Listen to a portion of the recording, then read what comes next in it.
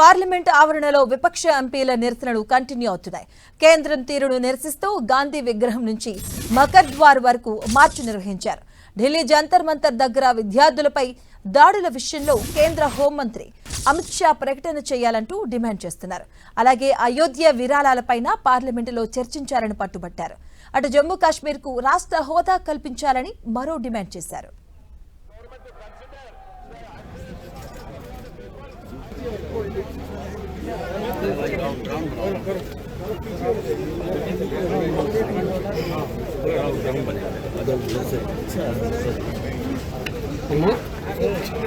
पीछे चले जाएंगे।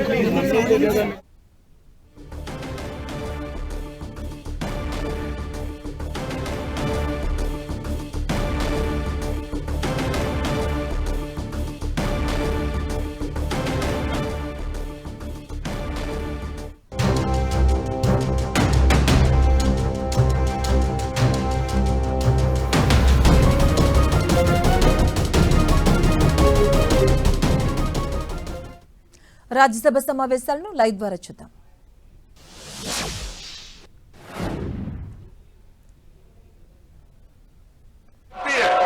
सभापति महोदय, इस ऐतिहासिक पल का साक्षी बनने का सौभाग्य मुझे भी प्राप्त हुआ कि ये जींद से शुरू हुई। आज हरियाणा देश का पहले हाइड्रोजन रेल स्टेट बनने की दिशा में आगे बढ़ रहा है।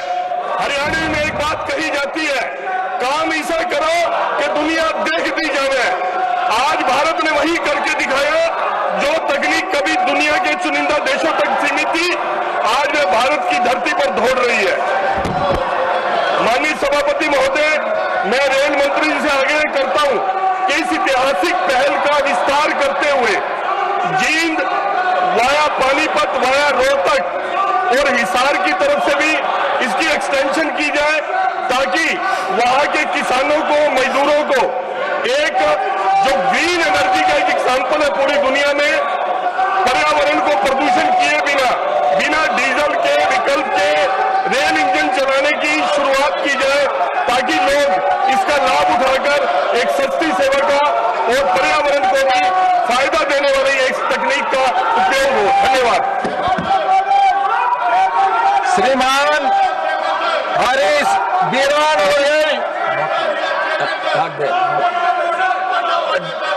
डॉक्टर संगीता बलवंत जी। माननीय सभापति महोदय, मैं आज इस सदन का ध्यान भारत की वैज्ञानिक क्षमता, आत्मनिर्भरता और नवाचार की उस ऐतिहासिक उपलब्धि की ओर आकर्षित करना चाहती हूँ, जिसने न केवल भारत के अंतरिक्ष इतिहास में स्वर्णिम अध्याय जोड़ा है, बल्कि विश्व समुदाय के समक्ष भारत की नई सामर्थ्य का भी सशक्त परिचय कराया है। 18 जुलाई 2026 को स्काई रूट एरोस्पेस ने श्रीहरिकोटा स्थित सतीश धवन अंतरिक्ष केंद्र से विक्रम वन प्रक्षेपण यान का सफल प्रक्षेपण कर एक नया इतिहास रच दिया। इसके साथ ही यह भारत की पहली निजी कंपनी बन गई, जिसने भारतीय धरती से स्वदेशी रूप से विकसित प्रक्षेपण यान के माध्यम से सफलतापूर्वक उपग्रहों को कक्षा में स्थापित किया। यह केवल एक प्रक्षेपण नहीं है, बल्कि यह उस नए भारत की उड़ान है जो अवसरों का निर्माण करता है, चुनौतियों को उपलब्धियों में बदलता है और भविष्य की दिशा स्वयं तय करता है। यह ऐतिहासिक सफलता वर्ष 2020 में माननीय प्रधानमंत्री श्री नरेंद्र मोदी जी के दूरदर्शी एवं निर्णायक नेतृत्व में किए गए अंतरिक्ष क्षेत्र के सुधारों की प्रभावशीलता का जीवंत प्रमाण है। जिन सुधारों ने कभी असंभव माने जाने वाले सपनों को आज राष्ट्रीय उपलब्धि में परिवर्तित कर दिया है। श्री नरेंद्र मोदी जी के नेतृत्व में भारत का अंतरिक्ष क्षेत्र अब केवल सरकारी संस्थानों तक सीमित नहीं रहा, बल्कि नवाचार, स्टैंड अप संस्कृति, उद्यमता और सार्वजनिक निजी सहभागिता पर आधारित एक सशक्त राष्ट्रीय आंदोलन का स्वरूप ग्रहण कर चुका है। मोदी जी के नेतृत्व में आज का भारत का युवा केवल रोजगार खोजने वाला नहीं, बल्कि विश्व को नई तकनीक और नए समाधान देने वाला उभर रहा है। विक्रम वन द्वारा उपग्रहों के सफल प्रक्षेपण के साथ भारत संयुक्त राज्य अमेरिका और चीन के बाद ऐसा करने वाला विश्व का तीसरा देश बन गया है। स्वदेशी रूप से विकसित निजी प्रक्षेपण यान के माध्यम से कक्षी प्रक्षेपण क्षमता का सफल प्रदर्शन किया है। मैं Skyroot, aerospace, ISRO, IN space तथा इस मिशन से जुड़े सभी वैज्ञानिकों, अभियंताओं और नव प्रवर्तकों को हृदय की गहराइयों से बधाई देती हूँ। उनके ज्ञान, परिश्रम, समर्पण और राष्ट्रभक्ति ने तिरंगे का गौरव अंतरिक्ष की नई ऊंचाइयों तक पहुंचाया है। अंत में दो पंक्तियां, हौसलों ने जब आसमान से आगे बढ़ने की ठानी है, हर उपलब्धि ने भारत की नई कहानी लिख डाली है। मोदी जी के नेतृत्व में बढ़ता विज्ञान, बढ़ता स्वाभिमान है। आज अंतरिक्ष भी कह रहा, विश्व गुरु बनने की ओर बढ़ता मेरा हिंदुस्तान है। विश्व गुरु की ओर बढ़ता मेरा हिंदुस्तान है। Now, Dr. V. Srinivasan ji. Sir, I raise this is an important issue, sir, the protection of employment. Sir, the protection of employment against arbitrary termination is a Ask very your important deputy leader, issue. no Sir, placard should be not there, only in then IT your companies, deputy leader doesn't know private it. banks and gig workers, sir, the thousands of education institutions, sir. When there is no sir, order, I am not going to call anyone. Sir, When there is no order, I am not going to call anyone. sir, some of the education institutions, Nothing will go on Sir, without except the speech of Dr. V. Sir, Srinivasan ji. this management have given the notice to the teachers and faculties because the participation and support of the student struggle, sir. The students conduct the struggle for the community, for the development of the society. But the management has given the notice to the teachers because of the support of the struggle.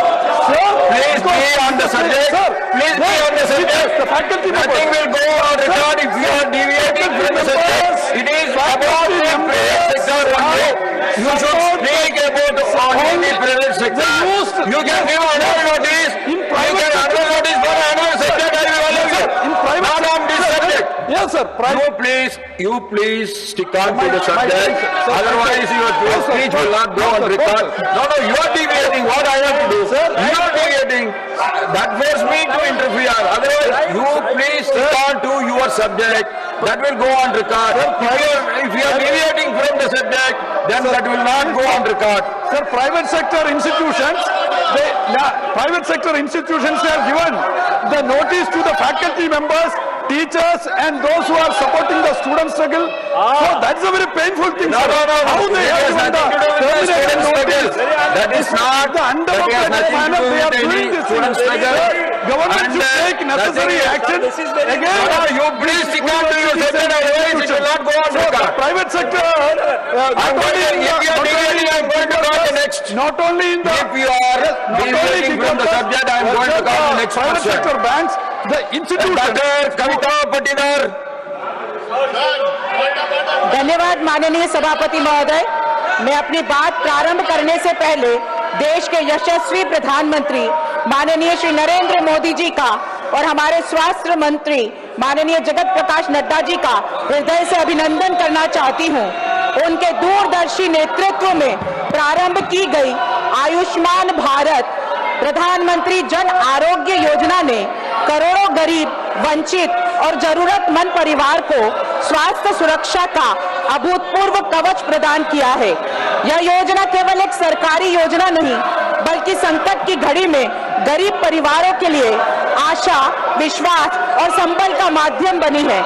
इसके लिए मैं पुनः माननीय प्रधानमंत्री जी को धन्यवाद देती हूँ।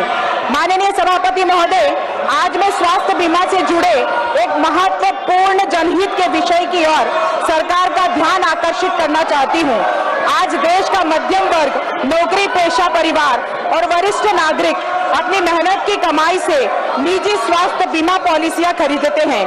वे वर्षों तक नियमित रूप से प्रीमियम का भुगतान करते हैं, इस विश्वास के साथ कि आवश्यकता पड़ने पर यह बीमा उनके परिवार को आर्थिक सुरक्षा प्रदान करेगा। परंतु जब बीमारी का संकट आता है और बीमा का दावा प्रस्तुत किया जाता है, तब अनेक लोगों को अनावश्यक विलंब, बार बार अतिरिक्त दस्तावेज की मांग, आंशिक भुगतान अर्थात बिना पर्याप्त कारण के दावा अस्वीकार किए जाने जैसी गंभीर कठिनाइयों का सामना करना पड़ता है। माननीय सभापति महोदय, मेरा सरकार से विनम्र अपेक्षा है कि स्वास्थ्य बीमा पॉलिसी जारी करते समय यह अनिवार्य किया जाए कि सरल, सहज और स्पष्ट भाषा में यह जानकारी प्रमुखता से दी जाए कि पॉलिसी में कौन कौन सी बीमारी एवं उपचार शामिल है, कौन कौन सी बीमारियां, परिस्थितियां अथवा उपचार इसके दायरे से बाहर है, प्रतीक्षा अवधि यानी वेटिंग पीरियड कितनी है, किन परिस्थितियों में दावा स्वीकार किया जाए और किन परिस्थितियों में दावा अस्वीकार किया जा सकता है, दावा प्रस्तुत करने की प्रक्रिया, आवश्यक दस्तावेज और समय सीमा क्या होगी। मैं सरकार से यह भी आग्रह करती हूं कि बीमा कंपनियों की जवाबदेही को और अधिक सुदृढ़ किया जाए ताकि दावा निपटान की प्रक्रिया को पारदर्शी, डिजिटल और समयबद्ध बनाया जा सके। यदि किसी वैध दावे में अनावश्यक विलंब या मनमानी की जाती है तो उसके विरुद्ध प्रभावी और त्वरित कार्रवाई सुनिश्चित किया जाए। माननीय सभापति महोदय, यदि बीमा व्यवस्था में पारदर्शिता, जवाबदेही और उपभोक्ता हितों की प्रभावी सुरक्षा सुनिश्चित की जाती है तो इससे करोड़ों परिवार को लाभ होगा। बहुत बहुत धन्यवाद। डॉक्टर मेहता विश्राम कुलकर्णी जी। माननीय सभापति महोदय, मेरा आज का शून्यकाल एक ही दवा के अलग अलग ब्रांड के लिए एक समान एमआरपी होने की आवश्यकता के बारे में है। माननीय सभापति महोदय, आज मरीजों को ब्रांडेड महंगी दवा खरीदने पर मजबूर किया जा रहा है। या तो उनके पास जानकारी नहीं होती, डॉक्टर्स और केमिस्ट भी उसकी जानकारी नहीं देते, और कभी कभी तो मिसगाइड भी करते हैं कि महंगी ब्रांडेड दवा ही ऑथेंटिक है। माननीय सभापति महोदय, एजिथ्रोमाइसिन नाम की दवाई जो है 25 रुपए में मिलती है, लेकिन ब्रांडेड दवाई 132 रुपए में मिलती है। टेल्मिसर्टन नाम की दवाई 16 रुपए में बेची जाती है, लेकिन ब्रांडेड दवाई 62 रुपए में बेची जाती है। पेंटाप्राजोल 25 रुपए में मिलनी चाहिए, लेकिन 150 रुपए में बेची जाती है। मतलब एक समान इंग्रेडिएंट्स, स्ट्रेंथ और थेरापेटिक एफिकेसी होने के बावजूद भी कीमतों में बहुत ज्यादा फर्क है। दूसरी बात यह है कि होलसेल और रिटेल दरों में भी बहुत ज्यादा कीमतों में फर्क है। WHO ने गाइडलाइन दिया है कि इंटरनल रेफरेंस प्राइसिंग निश्चित होनी चाहिए ताकि मुनाफाखोरी जो लगातार हो रही है उसको रोक लग सके। हाल ही में एक संसदीय समिति ने यह उजागर किया है कि 600% से 1100% तक मुनाफाखोरी हो रही है। ये अत्यंतिक मुद्रास्फीति इसलिए हो रही है कि DPCO का उस पर कोई भी सख्त कानून और नियंत्रण नहीं है। वर्तमान में गैर अनुसूचित दवाई जो है उस पर 10% की वृद्धि की अनुमति है, लेकिन रेफरेंस प्राइसिंग न होने की वजह से उसकी समीक्षा ही नहीं हो पाती। माननीय सभापति महोदय, इसके लिए पायलट ट्रेड मार्जिन रैशनलाइजेशन होने की आवश्यकता महसूस होती है। माननीय मोदी जी ने जेनेरिक मेडिसिन को बढ़ावा देने का बहुत अच्छा काम किया था। कोविड के समय भी और एक अच्छा निर्णय उन्होंने लिया था कि